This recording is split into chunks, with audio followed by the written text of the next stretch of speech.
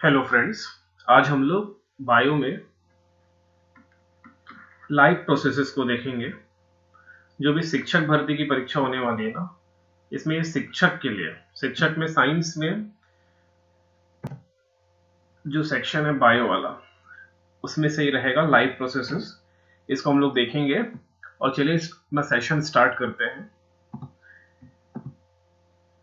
हम लोग पढ़ने वाले हैं लाइफ प्रोसेसेस। अब ये लाइफ प्रोसेसेस होते क्या हैं, इसको देखेंगे। दोनों मीडियम में रहेगा, मतलब बाइलिंगुअल रहेगा, हिंदी और इंग्लिश दोनों में रहेगा। सबसे पहले हम लोग जो व्यक्ति लिविंग लिविंग थिंग्स है, मतलब जो जिंदा है, उसकी क्या विशेषताएं होती है, उस विशेषताएं को एक बार देख लेते हैं। ठीक है, जो लिविंग बॉडी है, ठीक है, इसको हम लोग हिंदी में बोलेंगे जीवित।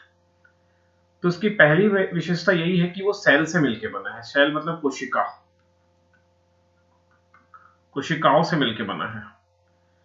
रिस्पॉन्स टू द एनवायरमेंट, हम लोग जो जिंदा व्यक्ति है, चाहे वो प्लांट्स हो चाहे वो एनिमल्स हो। इसके अलावा भी बायो में आप बहुत सारे किंगडम पढ़ोगे, लेकिन मेजोरिटी में यही दो किंगडम है, प्लांट किंगडम और एनिमल किंगडम। इन ये दोनों जो किंगडम्स हैं, इसका पर्यावरण के प्रति रिस्पॉन्ड होता है। हम लोग पर्यावरण के प्रति क्या होते हैं, रिस्पॉन्स देते हैं। ठीक है, किस तरह का ये रिस्पॉन्स होता है, इसमें एक एग्जाम्पल के थ्रू समझते हैं किस तरह का ये क्या होता है, रिस्पॉन्स रहेगा।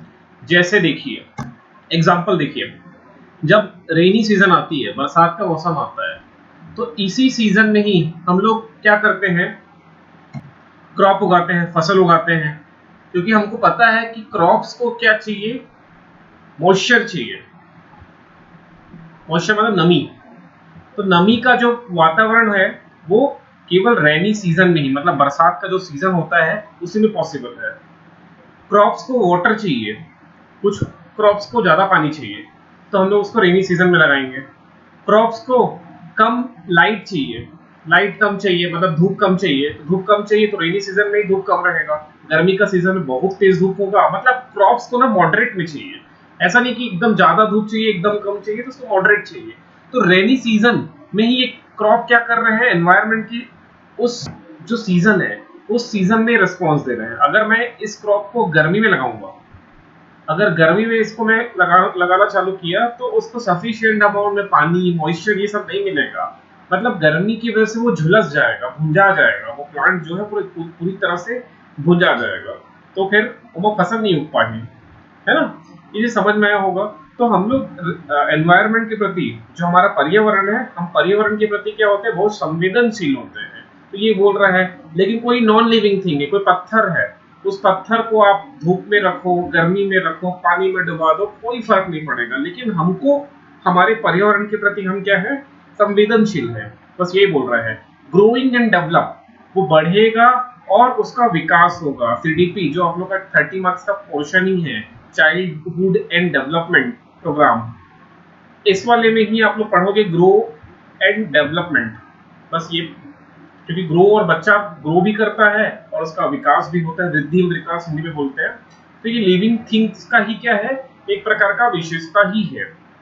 ठीक। उसके बाद लिविंग थिंग का एक और विशेषता क्या है, obtain and use of energy. हम लोग एनर्जी लेते हैं और उसका यूज करते हैं। ठीक है, किस तरह से एनर्जी, जैसे मैंने फूड लिया, खाना खाया, तो एक खाने में ही क्या होता है, केमिकल एनर्जी होता है। एग्जाम में सीजीपीएससी में पूछा हुआ है कि फूड में किस तरह का एनर्जी होता है, तो केमिकल एनर्जी, रासायनिक ऊर्जा होता है। इसको याद रख लेना, यही मैं लिख दे रहा हूँ। फूड में केमिकल एनर्जी होता है। ठीक। अब हमने फूड से एनर्जी लिया और उस एनर्जी का क्या किया, यूज भी किया। उसके बाद अगला साइकिल, साइकिल ना बोल के अगला स्टेप वो क्या है, रिप्रोडक्शन। ठीक है, हम लोग अपने ही सामान, अपने यंग वंस को क्या करते हैं, प्रोड्यूस करते हैं, उसे क्या बोलेंगे, रिप्रोडक्शन। ठीक। तो ये कुछ विशेषताएं हैं लिविंग थिंग्स के। चलिए आगे देखते हैं। हमारा आज का टॉपिक है लाइफ प्रोसेसेस। लाइफ प्रोसेसेस का मतलब होता है जिंदा रहने के लिए, जीवित रहने के लिए हम जो जो काम करते हैं, दैट काम इज कॉल्ड लाइफ प्रोसेसेस। ठीक है, इसको समझ लेना कि हम अपनी लाइफ को मेंटेन करने के लिए जो भी काम कर रहे हैं, ठीक है, वो सब क्या हो जाएगा, लाइफ प्रोसेसेस हो जाएगा। लाइफ प्रोसेसेस में आ जाएगा nutrition, respiration, circulation, excretion, reproduction. This are क्या है, ये सब एसेंशियल लाइफ प्रोसेसेस है। ठीक है, न्यूट्रिशन का मतलब क्या हो गया, पोषण लेना। रेस्पिरेशन का मतलब श्वसन से है।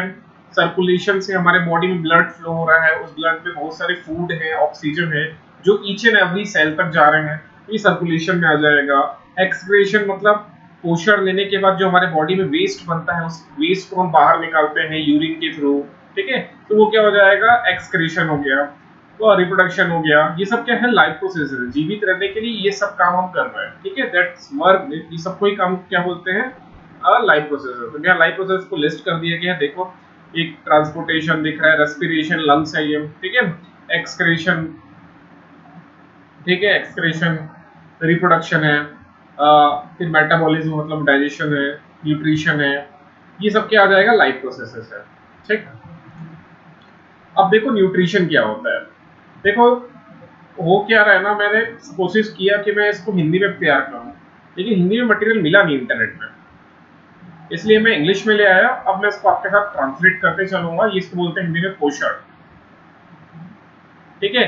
और मैं कोशिश करूंगा कि क्लासेस थोड़ा रेगुलरिटी मेंटेन हो, क्योंकि समय में कुछ कम रहता है, फिर भी मैं प्रयास करूंगा कि मैं आपकी ये वाली साइंस की क्लासेस रेगुलर तो नहीं हो पाएगा, लेकिन मैं कोशिश करूंगा कि सिलेबस के अनुसार थोड़ा चलते रहूं, आगे पीछे होते रहेगा, क्योंकि मेरी दो क्लासेस अभी चल रही है। एक मैथ्स का क्लास चल रहा है और इसके अलावा एक साइंस का भी क्लास चल रहा है, एक मीन्स का मैथ्स का क्लास चल रहा है, तो थोड़ा समय कम मिलेगा, लेकिन ट्राई करेंगे इसको कंप्लीट कराने का। सो देखिए न्यूट्रिशन क्या होता है, इसको हिंदी में पोषण बोलते हैं। मैं कोशिश करूंगा कि क्लास में लेते बने, जब जब टाइम मिले मैं क्लास लूंगा, और कोशिश करूंगा सिलेबस में जल्दी से उड़ा दूं और आपको थोड़ा सा समझ में आ जाए चीजें, ठीक है। नहीं, बाकी वीडियो तो बहुत सारे भरे हैं यूट्यूब में, नोट्स भी बहुत सारी चीजें हैं। जो जो मेन चीज, जो मेन है, जो मेन पोर्शन है, जो आपके लिए इंपॉर्टेंट है, जो आपके एग्जाम में आएंगे, मैं उसको लेते हुए चलूंगा अभी, ठीक है। सो पोषण क्या होता है, वहां आ जाते हैं, वापस आ जाते हैं। पोषण, पोषण क्या है, पोषण कैसे समझना, एक प्रोसेस है of acquiring food that is needed for nourishment and substances. देखिए पोषण, न्यूट्रिशन क्या है, मतलब यहाँ समझाते हैं थोड़ा सा इसको, यहाँ पर आके देखिए न्यूट्रिशन क्या है। एक होता है न्यूट्रिएंट होता है, न्यूट्रिएंट का मतलब हो जाएगा पोषक तत्व। पोषक तत्व में देखो क्या क्या आ जाएगा, पोषक तत्व में आ जाएगा कार्बोहाइड्रेट आ जाएगा, फैट आ जाएगा, प्रोटीन्स आ जाएगा, प्रोटीन्स आ जाएगा, और क्या आ जाएगा, कार्बोहाइड्रेट हो गया, फैट हो गया, प्रोटीन हो गया, और कुछ एसेंशियल सॉल्ट होते हैं वो सब आ जाएगा। मतलब उसको क्या बोलेंगे हम लोग, मिनरल्स बोल सकते हैं उसी एसेंशियल सॉल्ट्स को, मिनरल्स हो गया। यही सब क्या है, पोषक तत्व है। और इन पोषक तत्वों को लेने की प्रक्रिया को ही बोलते हैं पोषण, ठीक है। इनको ही लेने की प्रक्रिया को क्या बोलेंगे, पोषण, ठीक है। तो यहाँ पर देखिए nutrient can be defined as a substance which an organism obtain from its surrounding. हम अपने सराउंडिंग से कोई चीजें, वो जो पोषण है, तत्व है, पोषक तत्व है, उसको अपने आसपास से लेते हैं और उसको as a source of energy use करते हैं, ठीक है। तो ये क्या हो जाएगा, पोषक तत्व। अब देखो मोड ऑफ न्यूट्रिशन क्या है, न्यूट्रिशन तो समझ में आ गया होगा, न्यूट्रिशन क्या है, पोषण। अब पोषण को हम कैसे ले सकते हैं, तो बेसिकली ना पोषण को दो पार्टों में डिवाइड किया गया है, एक है ऑटोट्रॉफिक और एक है हेट्रोट्रॉफिक। ऑटोट्रॉफिक को स्वपोषण कह सकते हैं। स्वपोषण मतलब जो ऑर्गेनिज्म है, वो ऑर्गेनिज्म अपने बॉडी में ही अपना खाना बना ले, तो वो क्या हो जाएगा, स्वपोषण। स्वपोषण केवल ग्रीन प्लांट्स, हरे पौधे ही कर सकते हैं, मतलब प्लांट्स, ग्रीन प्लांट्स या ग्रीन जो ट्रीज हैं, बस वो ही स्वपोषण कर सकते हैं। बाकी हम सब क्या है, हेट्रोट्रॉफिक हैं, ठीक है, परपोषी। अब हिंदी में एग्जैक्टली यही बोलते हैं कि नहीं बोलते मुझे नहीं पता, लेकिन मैं थोड़ा सा ट्रांसलेट कर पा रहा हूँ यहाँ पर, परपोषी होना चाहिए, स्पेलिंग देख लेना, परपोषी। लेकिन हेट्रोट्रॉफिक का मतलब क्या हो गया, यहाँ समझा देता हूँ। हेट्रोट्रॉफिक देखो यहाँ पर मैं लिख रहा हूँ, उसको लिख के समझा देता हूँ। Autotrophic,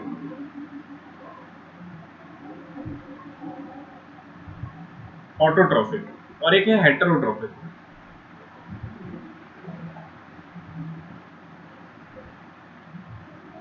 heterotrophic. ऑटोट्रॉफिक का मतलब हो गया जो ऑर्गेनिज्म है वो अपना खाना खुद बनाएगा, स्वयं तैयार करेगा। लेकिन हेट्रोट्रॉफिक में क्या होगा, जो ऑर्गेनिज्म है वो अपने खाने के लिए दूसरे पे डिपेंड रहेगा। जैसे मैन हो गया, इंसान हो गया, डॉग हो गया, बिल्ली हो गई, है ना। ये सब अपने खाने के लिए दूसरे पे डिपेंड है। जैसे आदमी किस पे डिपेंड है, या अगर वो शाकाहारी है तो प्लांट्स पे डिपेंड है, ठीक है। अगर वो मांसाहारी है तो किसी छोटे एनिमल्स लाइक चिकन हो गया, या कुछ और उसको जो फिश हो गया, है ना, इन सब पे डिपेंडेंट है वो।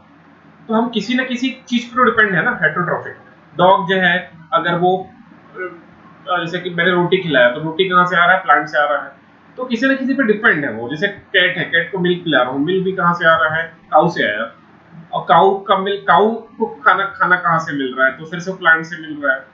तो हेट्रोट्रॉफिक में क्या हो जाएगा, जो ऑर्गेनिज्म है वो अपने खाना के लिए किसी दूसरे ऑर्गेनिज्म पे डिपेंड है, ठीक है। ये हो जाएगा हेट्रोट्रॉफिक, ठीक है। ये इतना समझ में आया होगा। ये सब जो है थोड़ा सा बेस बन रहा है, इससे कोई अभी तक जो पढ़ाया वो उतना तो नॉर्मल सा चीज है, 5वीं 6वीं क्लास से आप पढ़ रहे हो, एग्जाम में क्वेश्चन यहाँ से नहीं बनेगा, ठीक है। इतना जो अभी पढ़े उससे कोई क्वेश्चन नहीं बनने वाला, ठीक। अब देखो ऑटोट्रॉफिक का यहाँ पर ठीक से बता दिया गया कि ऑटो का मतलब क्या होता है, सेल्फ मतलब खुद। ऑटो का मतलब क्या होता है, खुद। और अपना खाना खुद बनाना ही क्या है, ऑटोट्रॉफिक मोड ऑफ न्यूट्रिशन है, ठीक है। तो generally autotrophic mode of nutrition आपको ग्रीन प्लांट्स में दिखाई देगा। कुछ एक्सेप्शनली सी एनिमल्स होते हैं लेकिन उनमें भी क्लोरोफिल पाया जाता है, इस वजह से अपना खाना खुद बनाते हैं, ठीक है। तो याद रख लेना, जो ऑटोट्रॉफिक है वो खाना क्यों बना पा रहे हैं, due to presence of chlorophyll, ठीक है। अब क्लोरोफिल को हिंदी में क्या बोलते हैं, शायद पर्णहरित बोलते हैं, शायद देख लेना थोड़ा, पर्णहरित। इसी क्लोरोफिल की वजह से प्लांट का कलर हरा होता है, ठीक है। तो पर्णहरित बोलते हैं, आई थिंक मुझे यहाँ तक याद आ रहा है, पर्णहरित, ठीक है। तो ये एग्जाम में आता है कि that green pigment found in plants, उसको क्या बोलेंगे, क्लोरोफिल। उसी की वजह से क्या होता है, वो ग्रीन होता है। और उसका फंक्शन क्या है, काम क्या है, कैपेबल ऑफ ट्रैपिंग सनलाइट। वो सनलाइट को ट्रैप करेगा, जो सन से लाइट आ रहा है। जैसे एक यहाँ पर प्लांट देखो, ये आपको एक पिक्चर दिख रहा होगा, ये ग्रीन प्लांट है, ये इसका लीफ है जो कि ग्रीन कलर का है। ये सनलाइट है ना, सन से आ रही लाइट फोटोन के फॉर्म में। सन से लाइट किस फॉर्म में आता है, फोटोन, ठीक है। ये फोटोन को कैप्चर करने का काम कौन करता है, क्लोरोफिल करता है, इसको याद रख लेना, ठीक है। क्लोरोफिल, बस यही काम है क्लोरोफिल का। बाकी तो डिटेल में पढ़ेंगे ही, अगर हम लोग जब स्टार्ट करेंगे फोटोसिंथेसिस, प्रकाश संश्लेषण, तब उसको देख लेंगे। अभी एक छोटा छोटा अपन बेस बना रहे हैं, क्या क्या हो सकता है चीजें। हेट्रोट्रॉफिक मोड ऑफ न्यूट्रिशन, तो वही हेट्रोट्रॉफिक का मतलब जब हम लोग किसी दूसरे पे, अदर्स पे डिपेंड हो जाएंगे अपने न्यूट्रिशन के लिए, तो वो क्या हो जाएगा, हेट्रोट्रॉफिक। तो हेट्रोट्रॉफिक मोड ऑफ न्यूट्रिशन में सब आ जाएंगे, प्लांट आ जाए, प्लांट को छोड़ के सब आ जाएगा। एनिमल में इंसान आ जाएगा, डॉग आ जाएगा, कुत्ता आ जाएगा, गाय आ जाएगा, बिल्ली आ जाएगा, सब आ जाएंगे, ठीक, हेट्रोट्रॉफिक मोड ऑफ न्यूट्रिशन में। अब हेट्रोट्रॉफिक मोड ऑफ न्यूट्रिशन को कुछ पार्ट्स में डिवाइड कर देंगे, फोटोसिंथेसिस में बाद में लूंगा, पहले टाइप्स ऑफ, ये रहा। हेट्रोट्रॉफिक को दो पार्ट में डिवाइड कर दो, एक है सैप्रोफाइटिक न्यूट्रिशन। सैप्रोफाइटिक का मतलब क्या हो जाता है, वो ऑर्गेनिज्म जो अपना खाना सड़े गले पदार्थ से लेगा, ठीक है। सड़े गले मतलब डेड एंड डिकेइंग मैटर से, इंग्लिश में बोलूं क्या हो जाएगा, डेड एंड डिकेइंग, उसको क्या बोलेंगे, सैप्रोफाइटिक न्यूट्रिशन। तो इसके एग्जांपल में आता है मशरूम, बहुत एग्जांपल, इंपॉर्टेंट एग्जांपल है मशरूम। मशरूम आप सभी ने देखा होगा, ठीक है। इसको पुट्टू बोलते हैं और गांव में पिहरी बोलते हैं इसी को, ठीक है। गांव में पिहरी, पैरा वाला, जो पैरा से बनता है ना, वो कैसे बनता है थोड़ा समझो। जो पैरा होता है ना, वो कहाँ से आया, ये सपोज कर लो खेत है, इस खेत में धान का एक क्रॉप लगा हुआ है, ये धान का एक क्रॉप है, देखो ध्यान से, ये धान का क्रॉप है। और ये धान के एक क्रॉप में बहुत सारे आपको धान ऐसे मिल जाते हैं, ये सब धान लगे हुए हैं, ये धान लगे हुए, ये धान है। इसी प्रकार यहाँ भी धान लगा देते हैं, ये धान। अब ये जो इसका जो बेस है, ये जो बेस है, ठीक है, और ये लगा हुआ है धान, यहाँ लगा हुआ है धान। अब ये उसकी जड़ है, ये जड़ है। अब होता क्या है, यहां जड़ से ये न्यूट्रिएंट्स, न्यूट्रिएंट मतलब पोषण, पोषक पदार्थ, ये जड़ क्या है, पोषक पदार्थ को ऐसे लेके जाता है और हर तरफ, मतलब ये पूरे धान में, पत्तियों में, सबको क्या कर रहा है, पोषण करता है, ठीक। अब कटाई का समय आ गया, हमने धान को काट लिया, ठीक है, हमने क्या किया, धान को काट लिया, तो ये वाला जो पोर्शन हम काट लेते हैं, ये वाला पोर्शन, ये धान को इस प्रकार हम लोग यहाँ से काट लेंगे। अब अगर हमने धान की कटाई कर ली, ये हमने धान का कटाई कर लिया, ये धान कटाई हो गया, धान को काट लिए, धान को कटने के बाद जो ये बेस है, ये वाला जो पोर्शन बचा, ये पोर्शन सूख के हमारे लिए वेस्ट बन जाता है, इसको ही बोलते हैं हम पैरा, ठीक है, जो मवेशियों को खाने के लिए रख लेते हैं, पैरा। अब यही पैरा क्या हो जाता है, अब इसमें पोषक तत्व तो है ना, क्योंकि यही पाथ था, यही रास्ता था पोषक पदार्थों को धान तक जाने के लिए, तो यहाँ पर कुछ ना कुछ पोषक पदार्थ क्या है, ट्रैप हो गए हैं, कुछ ना कुछ इसमें न्यूट्रिएंट्स हैं, पोषक पदार्थ। यही पोषक पदार्थ, यही जो पोषक पदार्थ है, यही से जो डेड एंड डिकेइंग मैटर है, डेड, अब ये तो डेड हो चुका है ना, ये पोर्शन क्या है, डेड हो चुका है, लेकिन इसमें डेड होने के बाद भी इसमें कुछ न्यूट्रिएंट्स है। अब इन न्यूट्रिएंट्स पे कौन पैदा हो जाएगा, सैप्रोफाइटिक। अब इसमें हिंदी में क्या बोलते हैं मेरे को याद नहीं आता है, आ रहा है अभी, लेकिन सैप्रोफाइटिक लाइक मशरूम, मशरूम क्या करेगा, इसी पैरा में ही उग जाएगा। तो ये मशरूम को खाना कहां से मिला, इस मशरूम को अपना पोषण कहां से मिल रहा है, क्योंकि मिट्टी से तो ले नहीं रहा है, ये मरे हुए, ये जो मरा हुआ है पैरा है, मतलब ये प्लांट था पहले, अब उसको पैरा बोल रहे हैं हम लोग। इस पैरा में जो न्यूट्रिएंट बच गया है, उस बचे हुए न्यूट्रिएंट्स को क्या कर रहा है, ये मशरूम खा ले रहा है और अपना न्यूट्रिशन कंप्लीट कर रहा है। आई थिंक समझ में आया होगा। सो सैप्रोफाइटिक न्यूट्रिशन में क्या आ जाएंगे, वो जो अपना खाना decaying, dead and decaying matter से अपना खाना या अपना पोषण कंप्लीट करेंगे, उसको क्या बोलेंगे, सैप्रोफाइटिक। आपके एग्जाम में यही इंपॉर्टेंट है कि पूछ देगा कि मशरूम, मशरूम जो है अपना न्यूट्रिशन कहां से ले रहा है, तो डेड एंड डिकेइंग, सड़े गले पदार्थों से ले रहा है। एग्जाम्पल किसका है, ये सैप्रोफाइटिक न्यूट्रिशन का है। जितने फंगाई होते हैं, फंगी जिसको बोलेंगे, वो सब किसके एग्जाम्पल हो जाएंगे, most of the fungi example हो जाएंगे सैप्रोफाइटिक के, ठीक। उसके बाद अगला जो टाइप है, ये क्या है, पैरासाइटिक न्यूट्रिशन। पैरासाइट का मतलब क्या होता है, उन ऑर्गेनिजम्स को हम पैरासाइट बोलते हैं जो अपना न्यूट्रिएंट्स कंप्लीट करने के लिए किसी दूसरे पे डिपेंड हो। जैसे एग्जांपल देखो, एक होता है अमरबेल, सबने अमरबेल के बारे में सुना होगा या देखा भी होगा। अमरबेल येलो कलर का होता है, इसमें ग्रीन कलर नहीं होता, क्योंकि इसके पास क्लोरोफिल नहीं होता, क्लोरोफिल नहीं है इसके, इस वजह से कलर कैसा होगा, येलो, पीला कलर होता है। और अमरबेल क्या करता है, जैसे कोई ग्रीन प्लांट है, ये कोई ग्रीन प्लांट है, ये कोई ग्रीन प्लांट है, ये अपना पोषण तो कर रहा है, अपना पोषण कंप्लीट कर रहा है, लेकिन इसके चारों ओर अमरबेल आ जाएगा। अब अमरबेल इसको इस तरह से लपेट लेता है, चारों ओर ऐसे लपेट लेगा और अपना न्यूट्रिशन कैसे कंप्लीट करेगा, प्लांट में, ये जो प्लांट है, ये ट्री है, ये ट्री ने अपना खाना बनाया ना फोटोसिंथेसिस के से, इस फोटोसिंथेसिस से ट्री ने अपना न्यूट्रिशन कंप्लीट किया, अपना खाना बनाया, बस उसी खाना को ये चोरी करना चालू कर देगा अमरबेल, ठीक है। अमरबेल क्या करता है, ये उसका बेल है ना, ये अमरबेल बेल है, यहां से एक छोटे छोटे सकर निकले होते हैं, सकर, सकर को हम लोग हिंदी में चूसक ग्रंथ बोल सकते हैं, चूसक ग्रंथि। इन ग्रंथियों से क्या करता है, ये प्लांट्स के अंदर जाके सीधे उसके जो भी इसने ग्लूकोज बनाया है या स्टार्च के फॉर्म में, स्टार्च के फॉर्म में अपना फूड स्टोर करके रखा है, बस वो यही सब इसके ग्लूकोज, स्टार्च को ये क्या करना चालू कर देता है, चूसना चालू कर देता है, सक करना चालू कर देता है, ठीक है, इन सकर के माध्यम से। खुद खाना नहीं बनाना है, ठीक है, अमरबेल को अपना खाना खुद नहीं बना रहा, बल्कि ये जो ट्री है, ये अपना खाना बना के जैसे इसको स्टोर कर रहा है, बस वो स्टोर खाने को क्या करेगा, चोरी करेगा और खाना चालू कर देगा। इसलिए अमरबेल क्या है, पैरासाइट है, ठीक है। तो समझ में आया होगा पैरासाइट। उसी प्रकार जो मच्छर होता है, मच्छर भी क्या है, एक पैरासाइट ही है, मच्छर भी पैरासाइट है।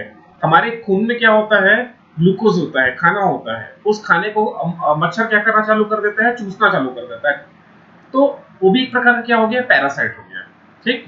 तो याद रखना, हेटेरोट्रॉफिक को हमने तीन भागों में, दो भाग में डिवाइड कर दिया। एक क्या है, पैरासाइट, और दूसरा क्या हो गया, सेप्रोफाइटिक। एक तीसरा होता है होलोजोइक। होलोजोइक होलोजोइक वो होते हैं जो अपना खाना सॉलिड फूड पे डिपेंड करते हैं। ठीक है, सॉलिड फूड मतलब जैसे हम लोग, इंसान होलोजोइक में आएगा। इंसान हो गया, डॉग हो गया, कुत्ता हो गया, बिल्ली हो गया, गाय, भैंस, बकरी, सब होलोजोइक है। ठीक है, इवन अमीबा भी जो है वो भी होलोजोइक है। ठीक है, अब आज का वीडियो आप लोग का कमेंट करके बताना समझ में आया कि नहीं आया, क्योंकि इंग्लिश ज्यादा हो गया है। अगर समझ में आया होगा तो कमेंट करना, उसके बाद हम लोग सेकेंड क्लास में आगे पढ़ेंगे। पहले मैं देखना चाह रहा था कि आप लोग को समझ में आ रहा है कि नहीं। एक बार कमेंट करके बताना यहाँ तक समझ में आया कि नहीं आया।